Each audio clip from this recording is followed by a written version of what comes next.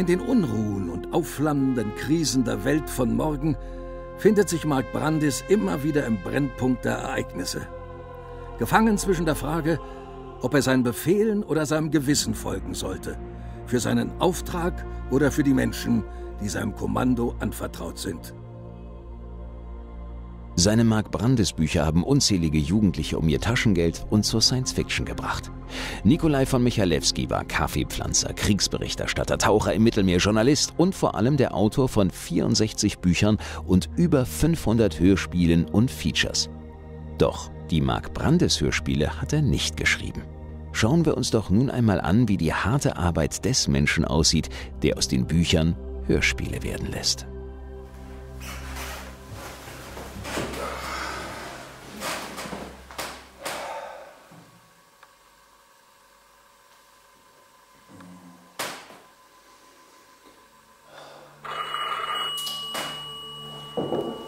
Herr von Weimann, gut, dass ich Sie erwische. Ja, bitte.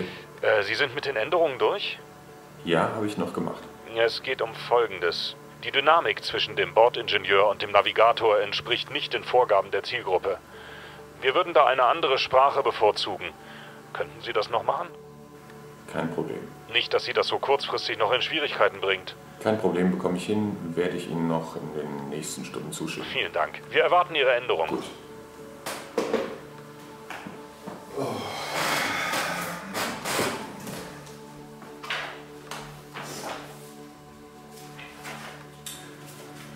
Ach ja, Cora, diese Seite auslesen, überprüfen auf Grammatik und Rechtschreibung und Kommasetzung.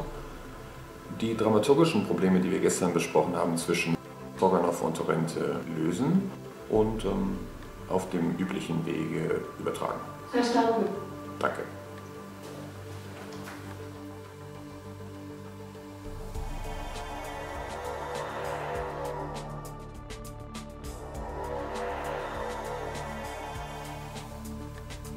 Danke.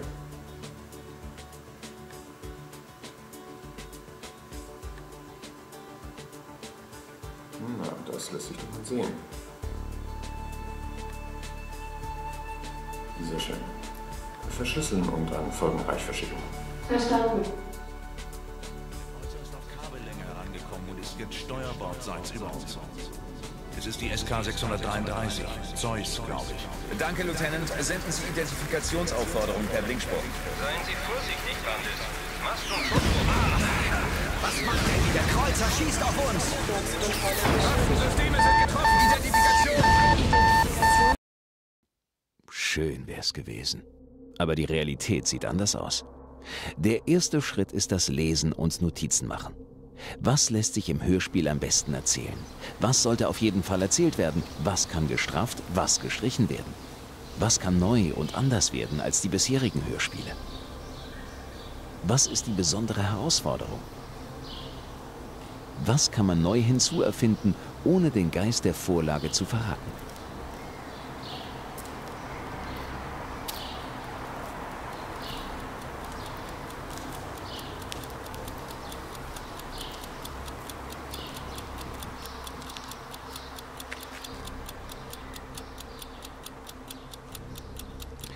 Und dann ist es Zeit für den wichtigsten Anruf. Ja, hallo, hier ist Balthasar. Hallo Balthasar. Schön, dass wir jetzt darüber sprechen können. Hast du genug Zeit? Ja, alles wunderbar. Ich habe jetzt das Buch vor mir und wir können reden. Du sagtest, du hättest noch ein paar Anmerkungen.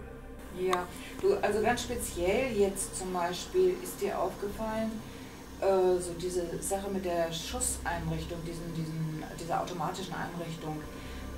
Es passt eigentlich nicht so ganz genau zur Figur des Melchior. Denn der ist ja hochtechnisiert und ob das zusammenpasst mit diesen doch sehr antiquierten Pfeilen, das weiß ich nicht. Verstehe. Ja, ich glaube, das ist noch aus der letzten Fassung, als wir das ja eher im Militär verankert hatten. Und jetzt, ja, stimmt, das notiere ich mir mal. Das werde ich nochmal überarbeiten. Mhm. Gut. Und dann hatte ich noch so eine Überlegung, das weiß ich nicht, ob es für dich sinnvoll ist. Aber würde es nicht den Schluss sehr erleichtern, wenn man Brandes schon vorhersehen könnte? Es ist ja doch sehr schwierig, wie er da geführt werden muss in dieser doch sehr dramatischen Situation, als sie bedroht werden von den Ratten. Meinst du, dass du das so lassen willst oder ob so eine Änderung sinnvoll ist?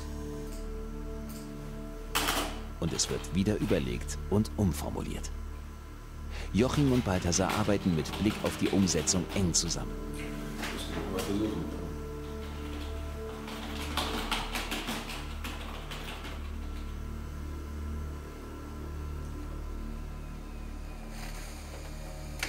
Und dann geht das fertige Buch an Gerd Hinze, Martin Wehrmann, David Nathan, an Dorothea und mich, sowie all die anderen Stammsprecher. Und was dann passiert, ist eine andere Geschichte.